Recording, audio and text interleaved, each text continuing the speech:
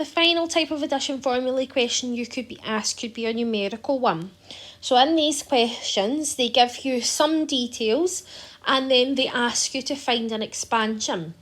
You have to use the details that they give you to help you find further information that's going to be needed. So if we think about the expansion of cos A minus B, so that's going to be cos A, cos B, plus sin A, sin B.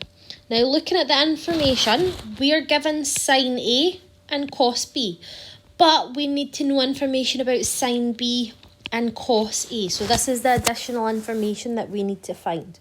So to do that, you have to think about where you got these initial values from. So if we have a triangle and say this is A. Now keep in mind that sine is opposite over hypotenuse. So opposite that angle must be 4 and our hypotenuse must be 5.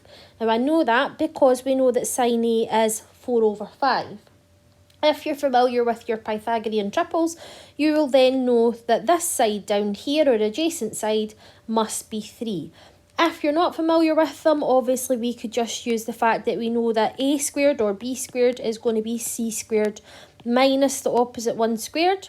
So this would mean that our adjacent side squared was equal to 5 squared minus 4 squared.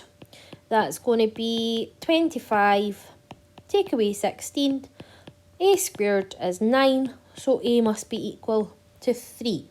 Now you do the exact same thing for another triangle. This time it's going to be concerning angle B.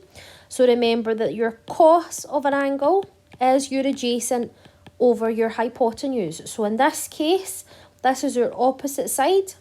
Our hypotenuse is going to be 13 and our adjacent is going to be 12. So we know that this side here, our opposite side, we're going to call it A squared again, is going to be 13 squared, so our longest side squared, take away 12 squared. A squared is 169, take away 144. A squared must be equal to 25, so A is equal to 5. And again, if you knew your Pythagorean triples, you could have got to that a lot quicker, but that's how you get there if you don't know, or if you're given an example where it's not a Pythagorean triple. So we can now use all this information and start filling in our expansion. So cos of A, so remember cos is adjacent over hypotenuse, so our adjacent is 3 and our hypotenuse is 5. So we've got 3 over 5 for cos A.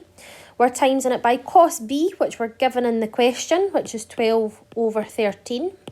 We're adding on sin A, which again we're given in the question, so 4 over 5. And we're timesing it by sin B. So sine, remember, is opposite over hypotenuse, so our opposite is 5 and hypotenuse is 13. So 5 over 13, and we can then start to simplify that. So we'll have 36 over 65 plus 20 over 65. So our final answer is 56 over 65.